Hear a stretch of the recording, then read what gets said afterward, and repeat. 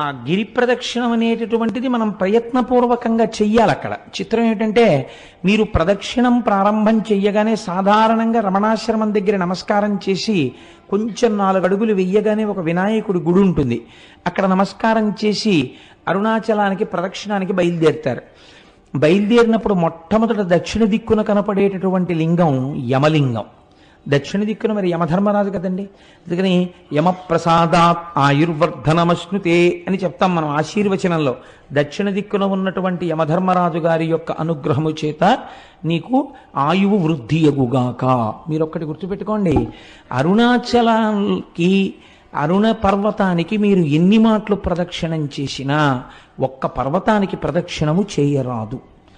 అరుణాచలం పర్వతం చుట్టూ ఉన్న అన్ని ఆలయములను దర్శనము చేస్తూనే ప్రదక్షిణం చెయ్యాలి తప్ప వాటిని విడిచిపెట్టి ప్రదక్షిణం చెయ్యకూడదు.